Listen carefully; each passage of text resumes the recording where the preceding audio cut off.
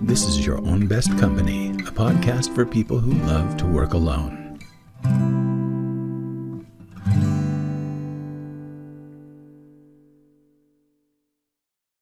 All right, here we are again. This is going to be another one of these roundtable type discussions on Your Own Best Company, a podcast for people who love working alone. I had such a good time the last time with Erica and Audrey that I said we have to do this again. And in fact, we need to do this frequently and often, whatever the difference might be. So, welcome back, friends. Oh, thanks for having us. Right, exactly what she said. Well, we've already, like in the 10 minutes that we've been online before the recording button got pushed, we've already had like 12 really great discussions. So I hope we have something left over for you. But one of the things that we were kind of, one of the places where we left off was that we were talking a little bit about how each one of us does our business differently. And that tended to be the thing that kind of rose to the top as something for us to talk about today. So, yeah, and would you share some of that, the fingerprint story? Yeah. Well, my approach to business is that I don't sell blueprints. I look for fingerprints because I feel like that blueprints actually don't work for most people. And what I believe very strongly, one of my guiding principles is that your business is as unique as your fingerprint. You can use all of the practices that you can find, but the way that you put them together, the way that you ultimately end up doing business is going to be uniquely your own. And one of the things that I think is really important for new business owners especially, and some folks who've been around the block a few times, is that you're on a discovery here of what works for you. And the thing that triggered the discussion in the beginning was Erica was talking about all of the things that we do to promote ourselves. And I was talking about my frustration with doing all the things to promote myself and then nobody showing up. Yeah. And what I was telling them about, it was like, I could, when in my music career, I could invite everybody that I knew to come to my gigs. And nobody would come to my gigs if it was just me on the bill. It was like, but if I was playing for a dog rescue event, everybody would show up and they would bring extra money. So it was like one of those things where I had to realize that, I'm not the draw, the dogs are the draw. And so I had to look for opportunities to play that usually involved dogs or small children.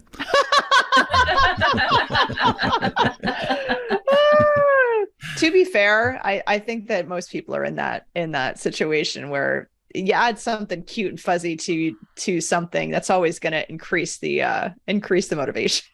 Right. Yeah. Not to say you're not cute and fuzzy, Franklin. I'm not saying that at all. Well, fuzzy for sure. So what do we do with that? Well, and I think that's sort of one of the amazing things to kind of remember is there's a lot of information out there about like, this is the way to do something. There is no one way, by the way. And like, here's what you have to do. And there are the ads with somebody who's walking on the beach with their $4,000 laptop. Why you would bring it to the beach, I don't know. And saying like, I started where you are. If you do exactly what I did, you'll be where I am. No, you won't, because if you don't like any of the things, if they actually are as successful as they are portraying themselves to be, that's a question. B, like what worked for one person is not necessarily going to work for you. I know people who have a tremendous amount of success on Facebook.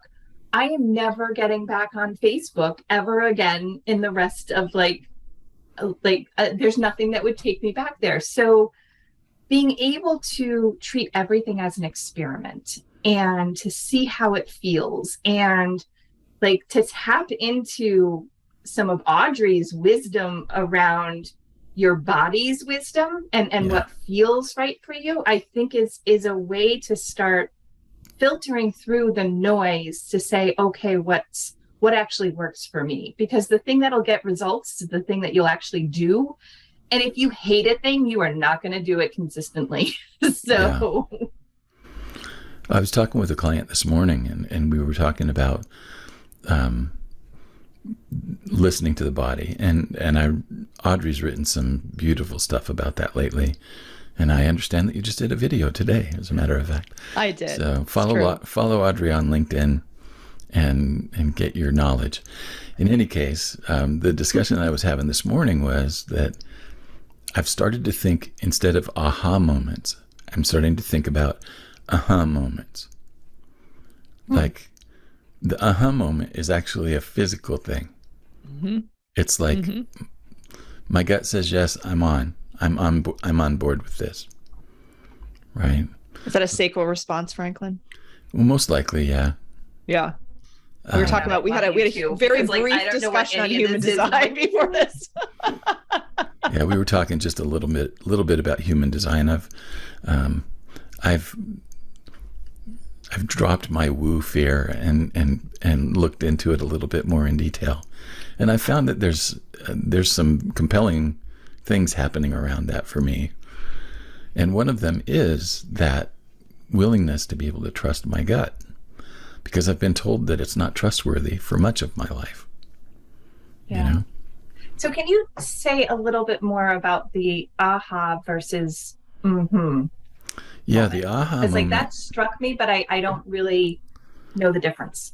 The aha moment is like a moment of insight, when all of a sudden it's like things line up, and you know, just pay attention to Audrey for 5 minutes and you'll see an aha moment happen, because it just, that's how Audrey operates. But the thing that I look at is like, and I've heard people describe marketing as this, that in marketing, what we're trying to do is to lead people from one aha moment to another aha moment, to the point where the aha moment is, I need this and I need it now. How do I buy this? And it's a series of aha moments, right? Well, for me, that doesn't translate. It's like insights for me tend to bubble for a while, and they come slowly after I've had a chance to kind of let things settle down, you know. And so my aha moments generally happen long after the conversation. Aha moments happen immediately. They happen right there. There. As I just noticed, as it's coming out, I was like, that was there it is, right? Yeah. So that was the thing that I was talking about this morning. Somehow the moments feel deeper. Yeah. Yeah. Yeah. Interesting. I think the way that I would interpret, or like how I would experience what you're describing, Franklin, and you can let me know if this is on board, is with what you're saying is the are like resonances. This resonates with me, and the ahas are more like intellectual exercises and some like intellectual pieces lining up. It feels more intellectual. An aha to me is more intellectual, and an is more body resonance. That's I don't know how if that's I would experience it. The aha moment to me is kind of like a flash of insight in my imagination. Okay. It's like I can see a possibility that I didn't see before. The aha is the gut response to whatever it is that I'm perceiving. I love that, because ahas are super sexy. Like, I love a good aha moment. Yeah. But it may or may not stick, and it may or may not stay with you, and it may or may not go to that next level of depth where it becomes, it might stay on the surface, but it might come down to that next level where it lands in your gut. Look at me talking body language. I'm very proud of myself. That's but then it becomes sort of more embedded and more part of you, and then you can really feel, is this right? Is this wrong? Does this make me feel lighter or heavier? Or, oh, that's so cool. Yeah. Aha is shiny object. Aha is That's what it feels like. Yeah, that would be another way to describe it. And like I said, I don't have anything against aha moments, but what I'm saying is that for me, those tend not to happen in the moment where the aha moment is immediately accessible. I was going to say, I think that's really interesting because for me, I think I love the aha moment because I love new ideas. I love learning things. So I'm like, ooh, aha, ooh, aha, ooh, aha. So those hit fast, but the moment, I have to be very intentionally listening and tuned in to hear that or to feel that or to, which totally makes sense given our personalities. I've got the Kermit the Frog arm, so I can get excited about like all the things. And yeah, and you have more of that settled personality to begin with. So the can hit harder. Yeah. I love that. So the thing that's really interesting then for me is, how do I translate that in the way that I do business? Yeah. And so my decisions in business are very often the furthest thing from logical that you'll find. But they're resonant. And if I trust that, generally I'm not disappointed. Yeah. Yeah. Yeah.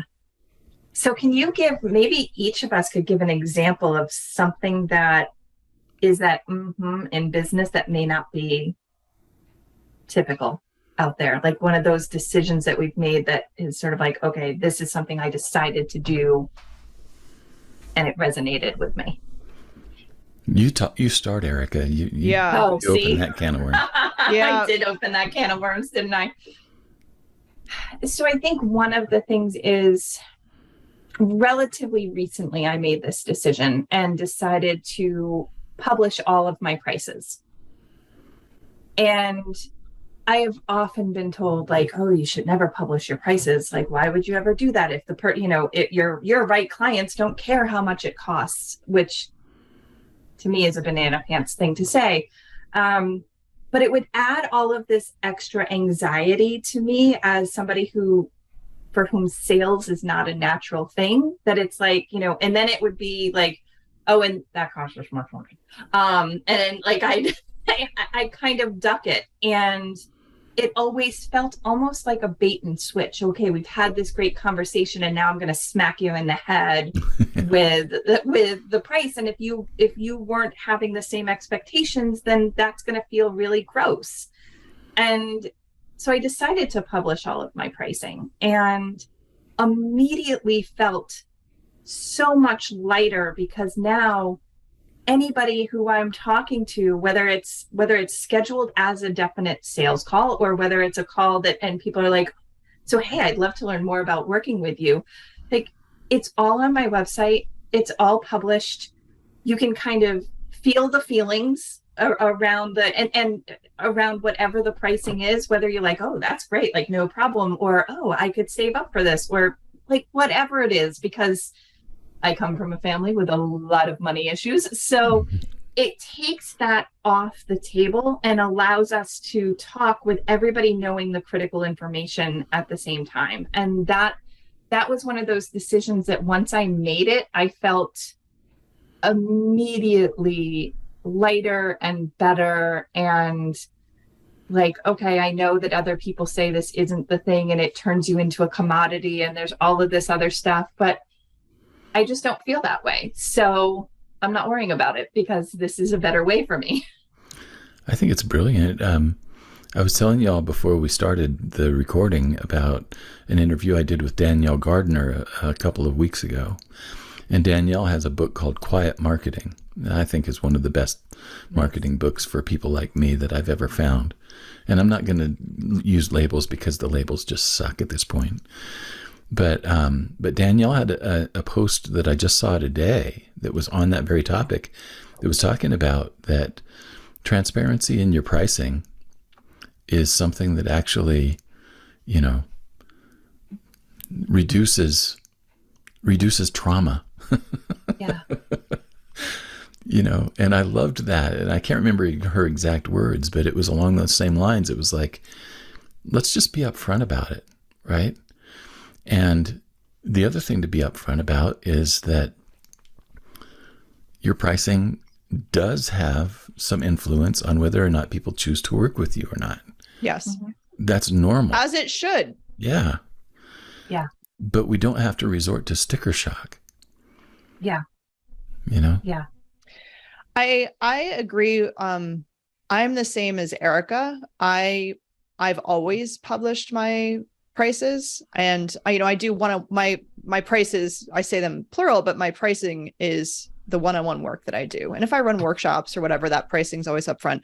My corporate work is often custom built, so I can have ranges on that, but that's not, that doesn't have like one price tag where I'm putting out there. But I 100% agree that publishing my prices it's a part of what I think is respectful and treating the people that are coming to you as whole human beings that have finances to take into consideration and want to take their time to make informed decisions and maybe want to save up for things. If it's, these are people who need a lot of information to make good decisions. And I actually, when people schedule a conversation with me to see if coaching is a good fit, there's actually a checkbox on my intake form that says I am ready, willing, and able to invest a minimum of, and it has the pricing of what the investment is right there on the site, because I realized that I was actually having conversations where I would get to the end,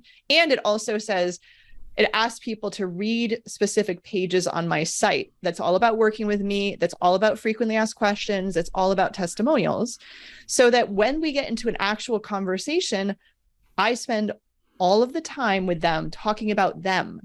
They know about me. I've given them all the information. Like my coach will say, it's not mystery meat. We don't want any mystery meat here. You know everything you need to know to make an informed decision from me. And obviously you can ask questions, right? If there's something that's not answered, ask questions, and then I'll probably end up adding it to the website. But I was getting into conversations, and then people were hemming and hawing on price, and I don't know, and all of this. And I'm like, listen, I don't want to do that dance. This is the pricing. And if you need to have a conversation with your spouse or whoever beforehand, let's put it out beforehand. And I know that I'm not saying one is bad and one is better or anything like that, but I know for myself, I completely agree with Erica, where people are having a conversation because they already know they want to work with me. They know they can afford me, and they're clarifying any last minute questions so that they can feel really confident about their decision. That's basically what it comes down to. By the time people come to me to have are we going to work together conversation, 99% of the time they know they want to work with me, and they just want to make sure, because it's an investment. Yeah. And that's my perspective on that too. I agree. I like it. Any other things that in your own practices, Audrey, that you would add to it besides pricing?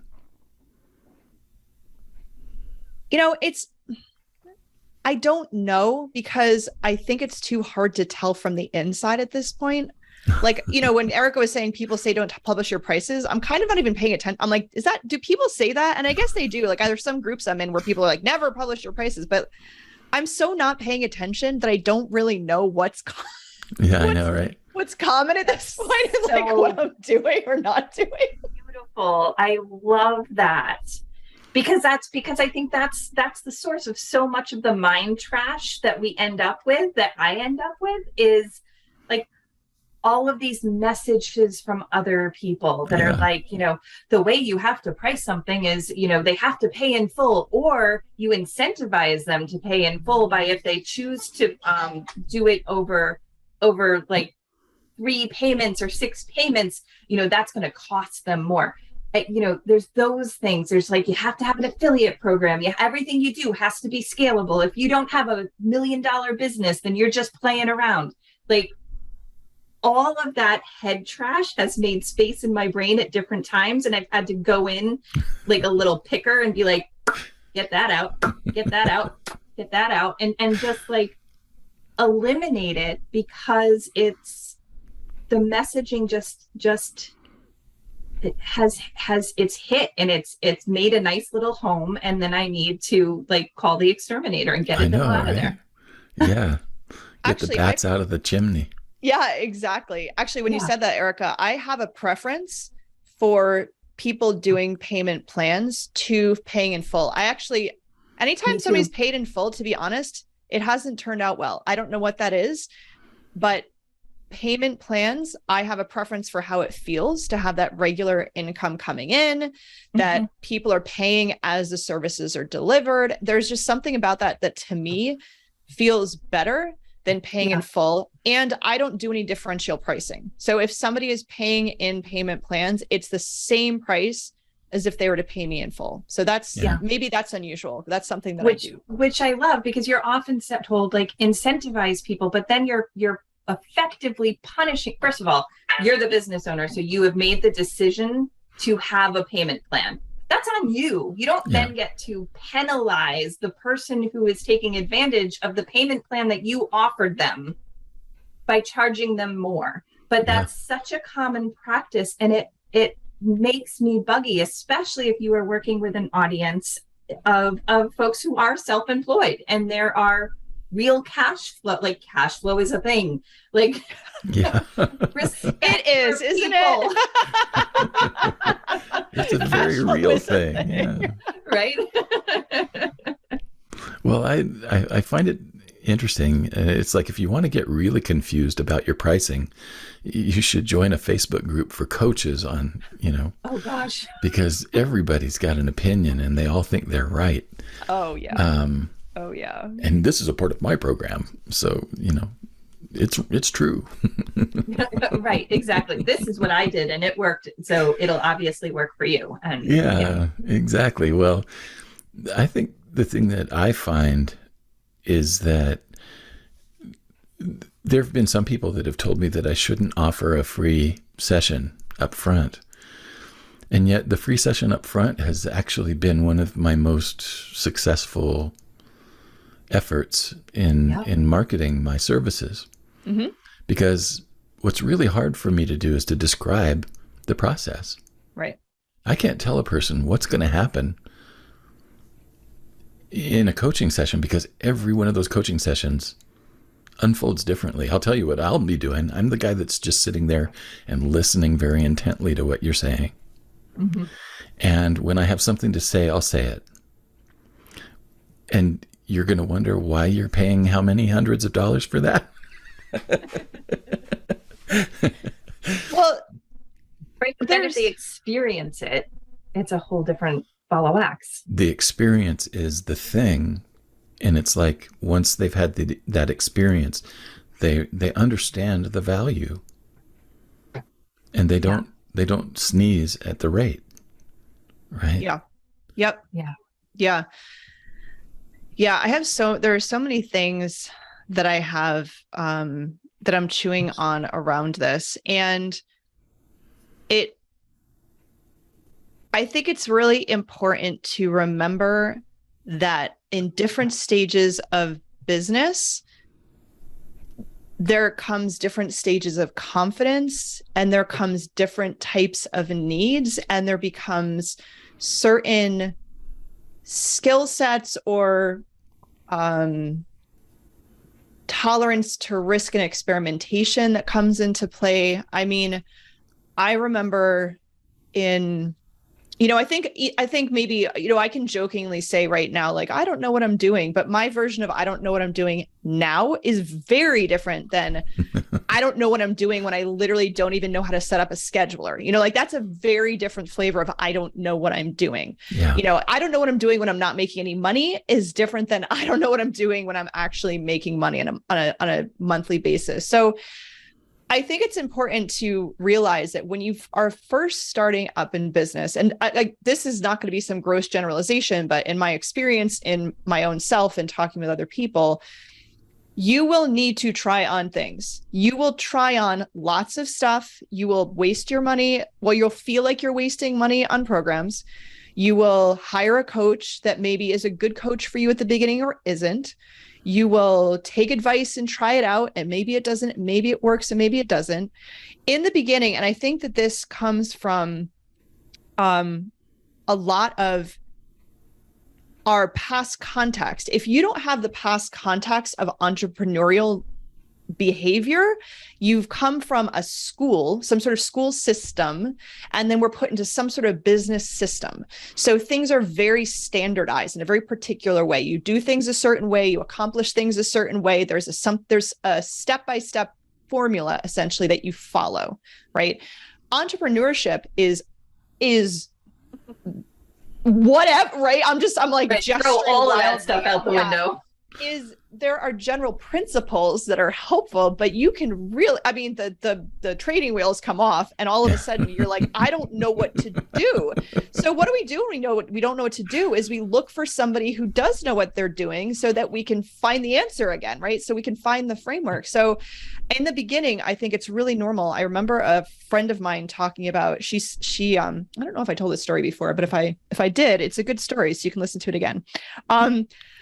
She had a group of entrepreneurs, and she had an expert that was coming and teaching them something. And at the end, it was like, you've got this expert here now. Like, do you have any questions? And there was silence. And then like the questions that people asked were kind of like, did I get what you said correctly? But they weren't questions to be like, well, this is my situation, this is what I'm doing, and I'm wondering how to integrate what you're saying into it, right? It wasn't individualized. But again, that's our mentality, is like, we're trying to learn the thing correctly. Yeah. What this expert says, we're trying to get it right. So if anybody has that sort of, I'm a good student mentality, which, hello, my hand is raised high in the air. If you're a good student, entrepreneurship is like a punch in the face, because you will try to be a good student every day. You will follow all of the steps, and like Franklin said, you will get crickets. There is no guaranteed response from anybody.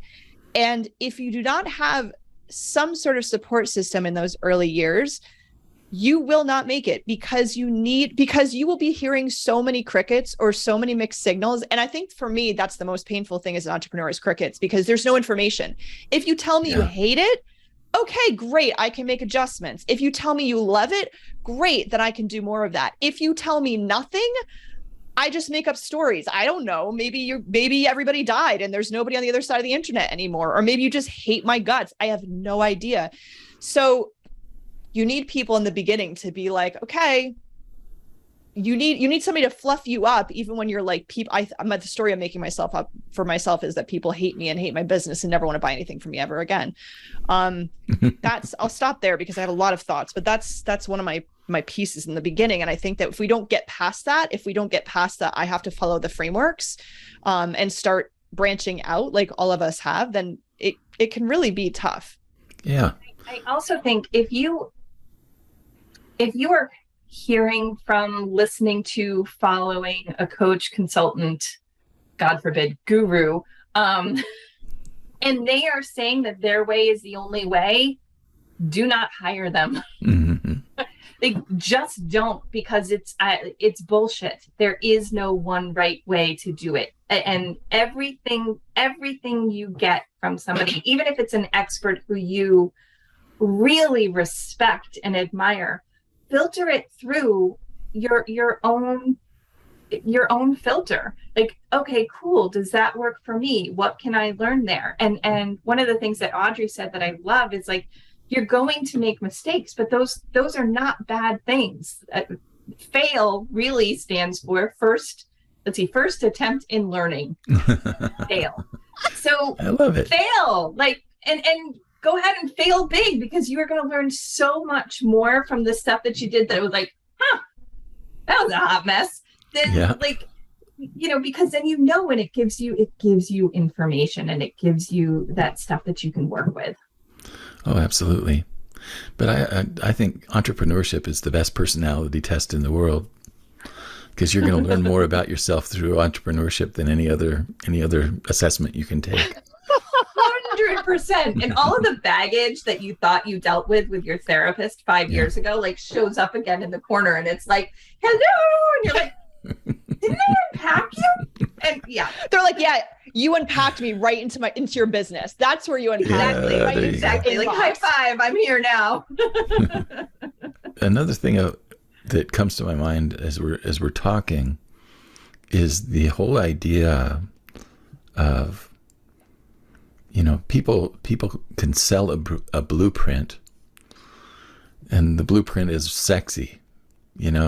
Those of us who think that we don't know stuff, a blueprint. Answers are great. Yeah, a blueprint sounds really, really great. And then you get the blueprint, you do everything that the blueprint tells you to do, and then there's still crickets. Yeah. Well, how do we account for that? And one of the things that I've been looking at is that I really feel strongly, and I get more strong in this feeling every day, that our personality informs this thing much more than we care to acknowledge. And that there are certain strategies and tools and tactics that work really, really well for one personality type. Yeah. And I think I used the term earlier that for another personality type, it's like putting on a cactus for a coat. It just does not fit, and it doesn't feel good, and in fact, it hurts. Yeah. Can you define, Franklin, the term personality? Because you've used it a couple of times, so I want to make sure that I am understanding personality the way that you're expressing it. The way that I like to think about it, I mean, the type indicators like Myers-Briggs is one angle of it, but there are so many of those typing things that are out now. And the one that we mentioned earlier was human design. And like I said, I had to put on my woo hip waders to get into that one, but I found some gold there. What I consider personality is a person's way of being in the world, right?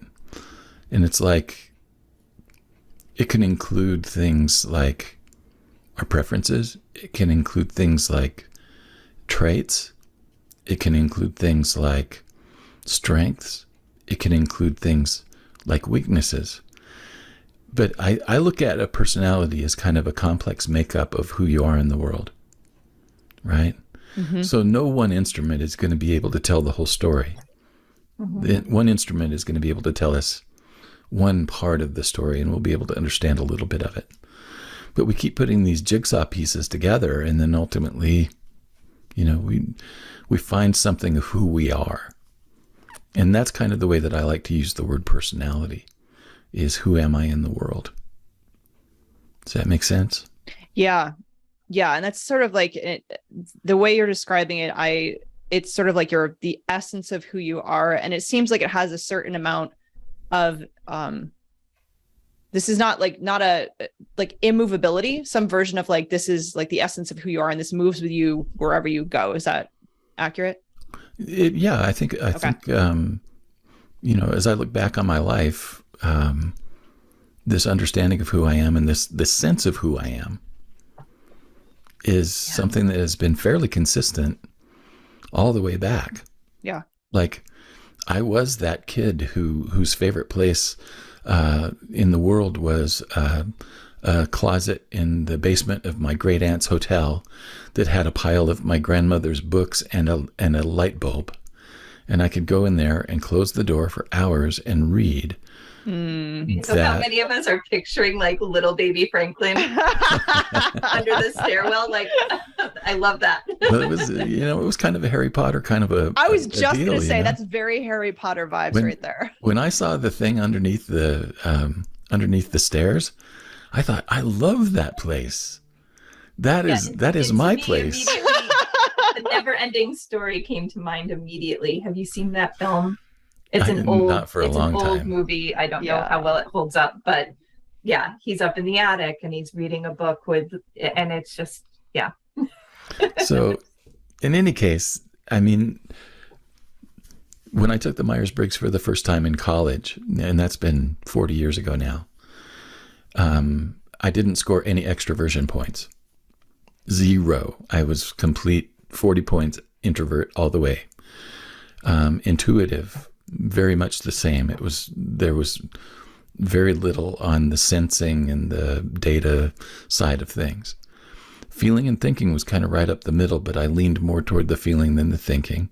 Mm-hmm. And then the J and the P they were fairly even as well, but I leaned toward the P. So INFP is something that I've been able to look at for many years as a way to understand something of myself. Mm-hmm. But the thing that's really interesting is that I don't use that as an excuse. I just use it as a frame of reference. Yeah. Right? So it doesn't have to be a limitation. I don't have to show up and say that I'm a shy person. No, that's not the truth. Introvert doesn't mean shy. Introvert means something completely different. Now, as an INFP, one of the things that is true for me is sensory overload is a very real experience daily. And it doesn't take much. It's like if the dog barks extremely loud, I'm freaking, you know? Yep. We happen to have a fairly loud, small dog. Funny how that works out, isn't it? He does bark every time that the neighbors across the street's garage door opens. He lets us know that they're there. But in any case, it's like I do know that about myself, but I don't have to make that a limitation in terms of the way that I show up. What I was thinking is like the power of that is the more you know yourself, you can now use that knowledge to shape your business in a way that works for you. So, you can make sure that you schedule in downtime because you know that it's like I'm out. Like if I have too many calls in one day, I am a waste of a human the next day. I am flat out and like I'm not thinking, I'm not writing, I'm not doing, I'm not like I'm just like that's it. That's all I got. Yeah. So it's something that I don't think is talked about that often in the entrepreneur space is that the better you know yourself, you can use that as a tool to create the business that works for you. Whether it's knowing if you're a night owl or an early bird, knowing if sensory overload just clobbers you, knowing where you fall. And the better you know this stuff, the better you can create something. Like it's your bloody business. You don't need to follow any of the rules. That took me so long to learn. I was like, I boxed myself in and it's like, well, I built the box, so like rebuild it, like add an addition, like whatever you gotta do. So I think beyond the knowing yourself though is the getting on board with yourself, because I think that that's the biggest piece is you can have all the knowledge about how you work, how you function, what you do best, all that sort of stuff. And I know for myself, I just didn't accept that. I was like, okay, cool. But if I do this differently, then I can be different. And then I can fit a little bit more smoothly into the way these other people do things, because it seems like the way that I am or the way that I'm doing things is not quite right. So even though I have this knowledge, I'm still not on board with that being okay. And that took a long time. And I'm a slow business growth person. Yeah, me too. And that requires me to make different decisions than somebody who's a really fast mover or somebody who does business growth really fast and is that sort of person. And so I'm going to have to make different financial decisions than somebody who is like hyper growth type person, right? That is going to mean different things to different people. And so getting on board with that and then being okay with having to make different decisions that is take some time. I would say it's only been within the last year or so that I'm finally like okay with myself as a business owner. I do not think I could have said the same thing a few years ago. I was very much like, yeah, that's cool. But like, you're really messing this thing up, really having some nasty opinions about myself in the process. For me, the 7 figures is the number of shapes of food on my plate.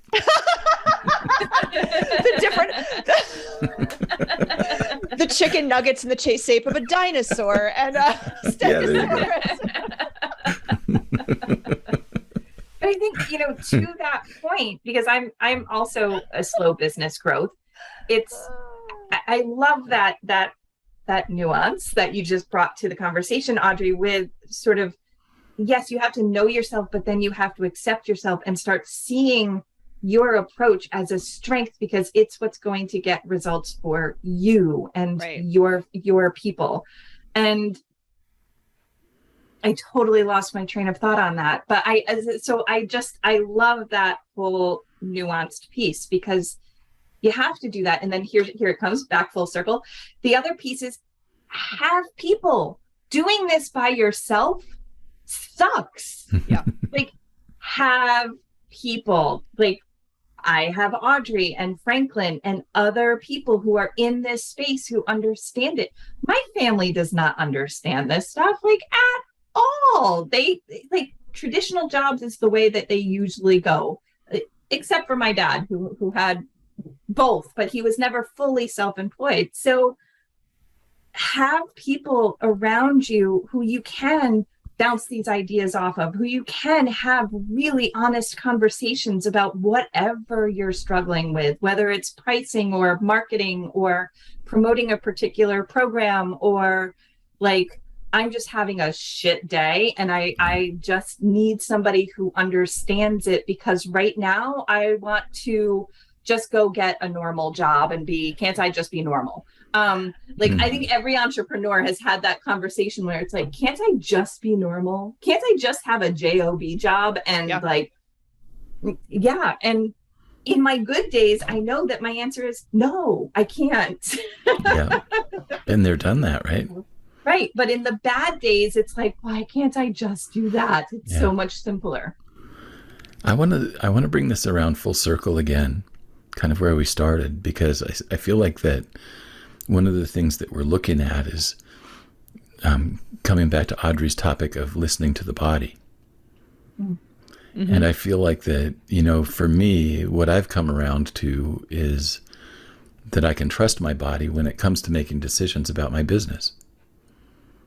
I can trust my physical intuition that happens when it comes to making business decisions, and I don't have to make excuses for that, and I don't have to challenge that in myself and think that it's weird. Yeah. And it's taken a long time to get there. Yeah. They I'll drop a knowledge bomb here. A little study bomb, if you will.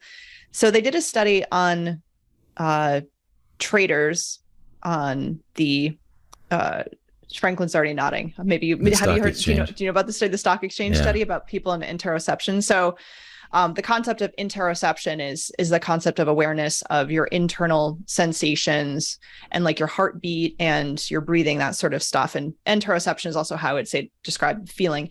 And they found that the traders that had the best interoception also made the most money and had the least amount of stress. Interesting. So I think that is a very interesting contrast to the common advice of put your head down and just do your work, or don't pay attention, right? Whatever that thing is, just shut it down and just do what's on your to-do list. I think that's a really just interesting thing to consider. And I think that points to what you're saying, Franklin, is that when you start to not only know those signals are there, start to recognize those signals, start to be able to interpret or use those signals in a way that's helpful to you, and then you start to trust that whole process. Okay, now you can start to use that as a benefit and a strength in your business. Yeah. How do you see yourself doing that, Audrey? I think that one of the things that I see myself using it for is deciding where I'm on board with spending my time and energy. Like, I've gotten myself off of a lot of different social media platforms where I felt like I was having to either do a song and dance, or felt like I was putting out more than I was coming in. So I've really narrowed down the social media platforms I'm on.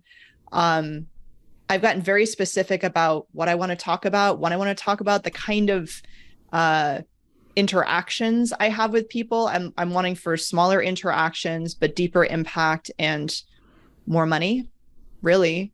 And so I'm trying to build things in a way that I can get my own financial needs met through my business, and also then be able to serve people who maybe can't afford one-on-one work with me, right? To be able to serve people in other ways. I mean, people can listen to podcasts like this, right? And get a lot of value out of that. Totally.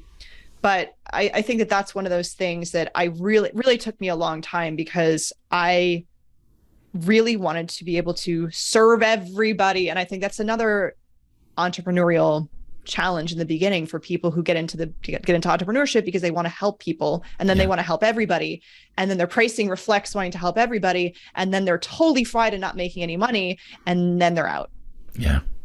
Trying to help, or trying to do everything for everybody makes you do nothing for nobody, including yourself. Yeah. What about you, Franklin? I want to hear from Erica first. Yeah. I just killed off a program. Yeah, you did. Yeah, I did. And as soon as I did it, I felt like 100 pounds lighter. Oh, wow. It had never quite, it never was quite the right thing. And like, I just never quite fully fell in love with it. And then I would have calls, because I have a 6-month program that's starting up soon. And I'd have calls with people, and they would possibly come in because they were interested in the shorter version, but then they would all sign up for the longer version. And part of it, I'm sure, was how I would talk about it, because all of my energy was behind the bigger, longer version, because I knew that I could provide more support. I knew we could get better results. I knew all of those things. And so I finally, and this happened literally last week. So a week ago tomorrow, I decided to pull the plug on the shorter version of the program. And it has helped me realize, like, being able to start listening to my body. And a huge part of this I credit Audrey with, because I've gone to a couple of her roundtable events, and it's like, oh, now I kind of get it, because I did not grow up with that language about listening to your body. Yeah. So, but as soon as I did that, I felt so much lighter. And that's what I try to run more things through, that kind of a filter, where it's, okay, if I do this, how does it feel? And I never used to ask that question. It was all, I am a head person. I'm stuck in my head most of the time. And so I would try to think through it. What's the logical thing? Well, the logical thing is not always the best thing. And a lot of times it really isn't. Like, our brain can like really f things up. So and there's my salty, because I'm a little extra salty today. But anyway, our brain can really mess us up. And sometimes it's like, what's the deeper feel? So I've started to use it more with, okay, do I want to do this thing? How would I feel if? And this is where, like, sometimes visualization exercises can come in handy. And it's like, okay, how will I feel in 6 months if I do this? And it's like, well, then don't do it. Yeah. And if it's great and light and freer and that kind of thing, then I think it just makes it so much easier. Yeah, totally. So as you were talking, Erica, and some of what Audrey was saying as well, is how I describe the difference between a good idea and a great idea. Mm-hmm. The good idea seems great, seems interesting, seems really, on target. The great idea is the one that your body's on board with. That's such a critical distinction, because I can get excited about things very easily. Yeah. So any new idea, I'm like, that's a great idea. And other people's passion is contagious for me. And I'm like, yes, of course, let's do it. And then but that's head, and that's an emotional response, not an embodied response. Yeah. Well, back in January. I love that idea. Back in January, I came up with a whole workshop series for the entire year. And within a day, I had all of the graphic design done, and I had all of the payment portals set up and everything like that. The day following, I knew it was the wrong thing, and I took the whole thing down. My body just would not get on board with it. Yes. You know? Yep. Oh, I love that. And these are the stories that I think we need to share more often, because I think people think like, well, I've put all this effort and work into it, so clearly I need to just push through. Like, I was so excited, so maybe this is just me being, we make all of these, we discount the body on so many different levels. Well, folks, I'm going to invite you to follow these two on LinkedIn, because they're both writing and sharing some extraordinary stuff. And these conversations are just a reflection of what you'll find there. Anything else that you want to add or invite people to be a part of before we're done? Crickets. What the hell? Yeah. Just, I think it's just that reminder, like, listen to yourself and listen to your body. And if you need to, here, I'll do it. If you need to figure out how to listen to your body better, Audrey has a monthly roundtable that I highly recommend, because it is very experiential and it helps you. If you're somebody like me stuck in your head, it really helps you feel your body, tune into your body, understand what your body is saying. Any body language that I am talking about and I sound like I know what the hell I'm talking about, it's because of Audrey. It's not because of me. That is not something that comes naturally to me. All right, I'll back up. Yes, come to my monthly roundtable.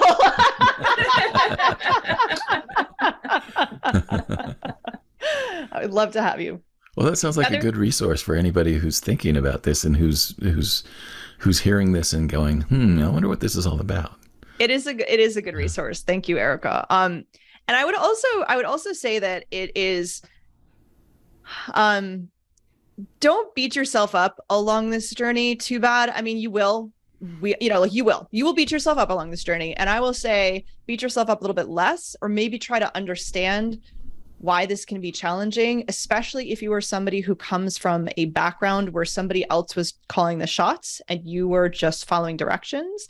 And also if you come from a background where hard work and hustle was how you got things accomplished, because in the beginning, if you try to do things and you're looking for ease, your system will probably feel wrong about it. So this stuff all takes time. So follow basically everything that Franklin does, follow my stuff, follow Erica's stuff, because we are all talking about the stuff that will help you get used to what it is to be in a business that is going to treat you well.